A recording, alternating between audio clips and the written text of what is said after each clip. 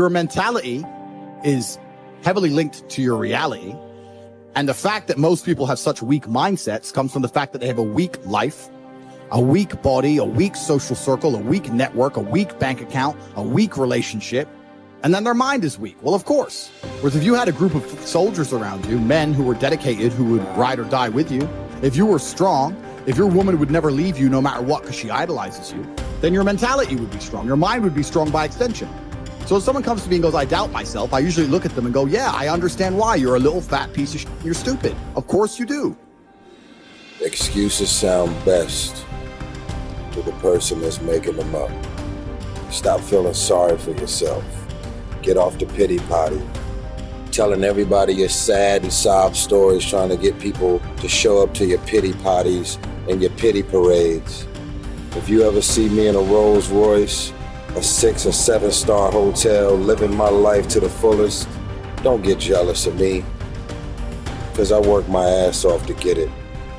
Nobody handed me nothing. Wake your ass up. Awaken the beast inside. It's game on. It's go season. It's time for you to take advantage of the access and the resources that you have in your country and your community. You got a problem with your life. You got a problem with your environment. Do something about it. If you want it, go get it. Every man understands you shouldn't be complaining about things you cannot change. You have to play the cards you're dealt. To be born a certain height and then to sit there and go, what do I do? I'll tell you what you do. You become the best version of yourself, just like everyone else does. Nothing about the height is in and of itself enough value for me to be a valuable man. As a man, you build your value. You are born with the cards you're dealt. Sure, it'd be ideal. Look, I'd love to be 7 foot tall. I'm not. So it's the same argument. If you're 5'2", you need to become rich, strong, and funny, and charismatic, and interesting, and witty. If you're 6'4", you need to become rich, strong, well-connected. It's the same game. So to sit there and complain about it is asinine. Excuses are for weak people. If you're gonna make it happen, get your ass up and get to work. No more excuses. No more, I'll start tomorrow.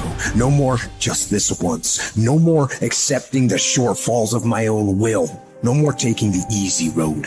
No more waiting for the perfect moment. And no more indecision and no more lies. No more weakness. Now is the time for strength. And through strength and through will and through unwavering discipline, I will become who I want to be. If you don't execute, you're not just cheating yourself, dude. You're cheating your family. You're cheating your employees. You're cheating your team. Whatever you're a part of, it's bigger than you, man. Many of you have given control of your life to your feelings. You gotta take back control right now. You must harden your fucking mind. You gotta discipline yourself. When it's time to rise, you fucking rise. When it's time to work, you fucking work. You have to just work. At some point you have to bite the bullet and just work. Working harder is never gonna not help. No matter what scenario you're in, working harder is never gonna not help you. And it's amazing that I give different versions of the same answer for 99% of the questions I'm asked. Work harder. If you have a problem, whether you're broke, whether you're out of shape, whether your friend dies, whether your girl leaves you, whether you're depressed, whatever it is, working harder is almost always the answer. So you know what you need to do. You need to do it. And what's amazing, again, it's kind of like the antidote. If you take the antidote before the poison, then you never get sick in the first place. If you're always working as hard as possible, if you're always working your ass off and trying to be the best version of yourself every single day, then you never get sick in the first place. You're already working. You're already taking the antidote. So things can't attach to you. They can't get hold of you. Working hard is the antidote to everything. So why don't you just do it in advance? Why don't your life just become work like mine? Why don't you just dedicate yourself to a cause and get up and do what you're supposed to do every single day?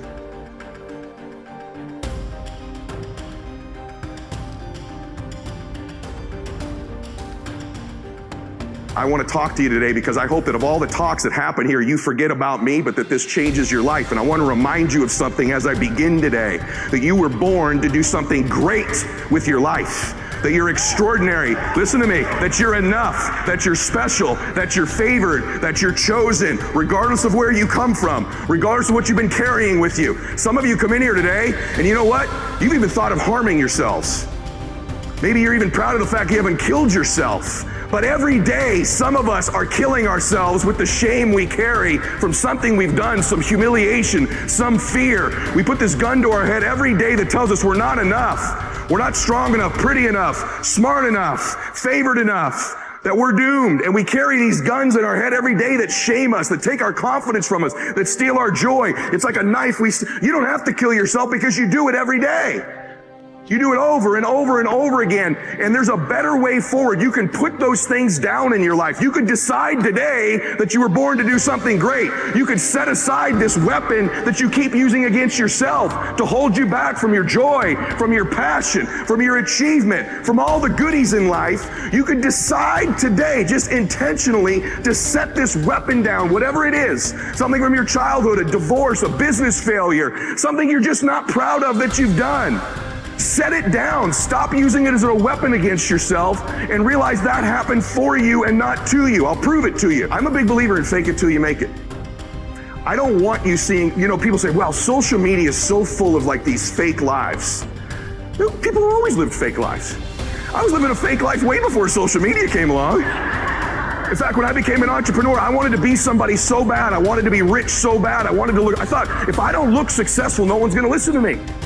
Who's going to listen to a young kid in business about how to save your money when I didn't have any? That was my own limiting belief. What's yours? You have this kind of convoluted limiting belief about why you can't do something right now that's your own BS story you keep telling yourself. How about you just drop that story? How about you just decide it's a lie, even if it is true? I'm not going to just teach you not to tap into your pain. I'm going to teach you how to do it. Okay, I teach people how to change things technically, but I believe in this concept of living blissfully dissatisfied, which means there's a way. Most achievers have it backwards. They think, hey, if I enjoy my success, I'm going to lose all my drive, right? And then other people that aren't successful yet, haven't reached what they want, or they delay their bliss until a destination in the future. Once I get this relationship, once I make that money, once I get that car, once I have that home, then I'll let myself feel bliss. And so I teach you that the concept is you can live blissfully and still be dissatisfied. Your pathway to changing how you feel about yourself, of getting to the next level, is always giving, always giving, always giving. I have this thing I kind of run my life through that kind of is my governor on my life of when I'm trying to give and when I'm trying to make a difference for people. And I just have this hallucination. I am a Christian, and so I believe that someday when I die, there's an accounting. I don't care if you. I'm actually one of these very interesting people that I believe in the quantum field and energy because I know it exists, and I believe my Lord and Savior created it.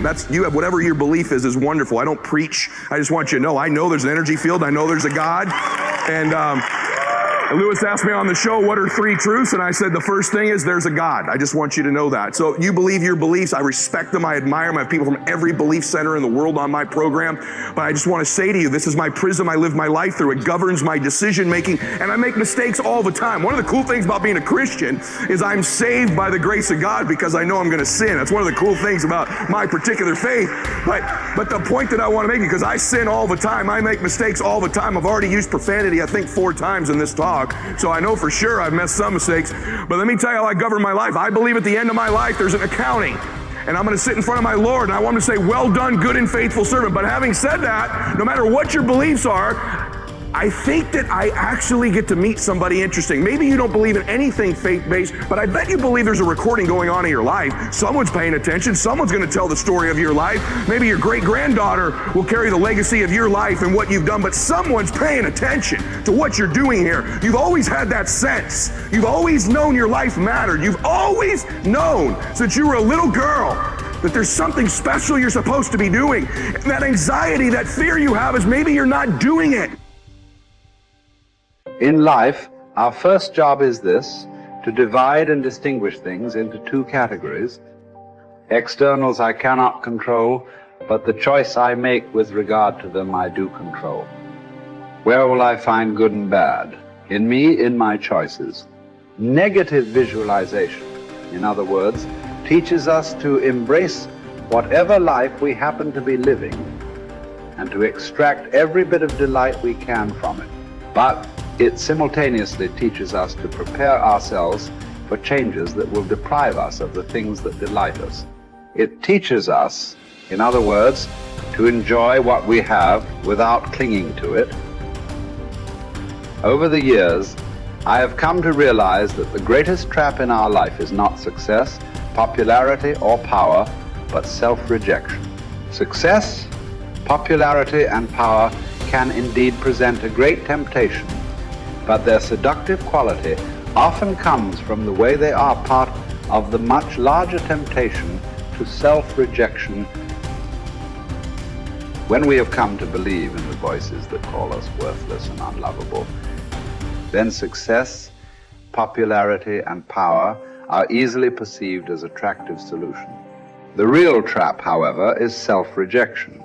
As soon as someone accuses me or criticizes me, as soon as I'm rejected, left alone, or abandoned, I find myself thinking, well, that proves once again that I'm a nobody. My dark side says, I am no good.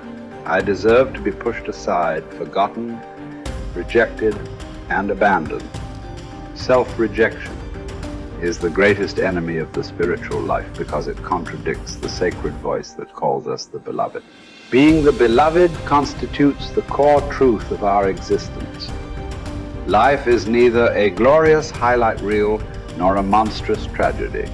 Every day is a good day to live and a good day to die. Every day is also an apt time to learn and express joy and love for the entire natural world.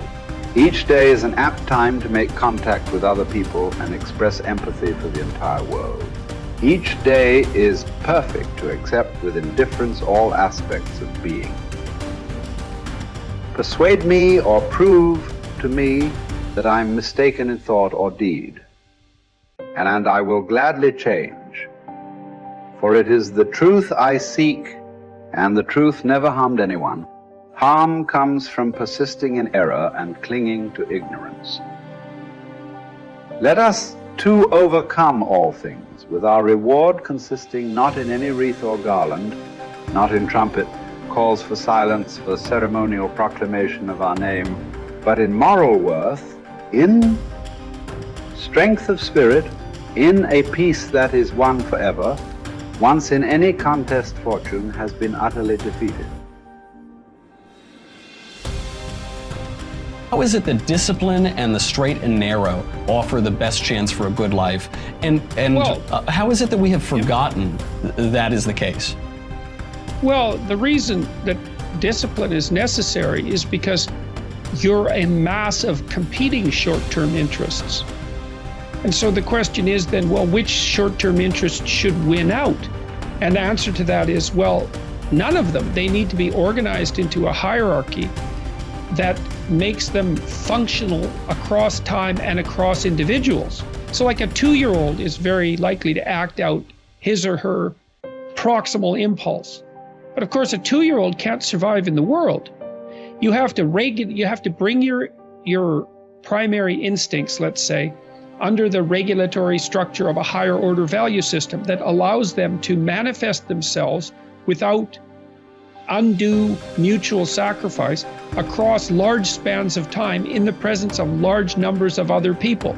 So that requires a very sophisticated ordering. It's like, we already talked about the fact that a meta-narrative is necessary to unite subcultures, say, so that they can operate peacefully and harmoniously within the same space. The same thing applies within you, because you're an internal coalition of warring single-minded tribes, and they have to all be brought under the organizational structure of long-term collective vision, let's say. Mm-hmm. And in order to do that, you have to be disciplined. And any discipline,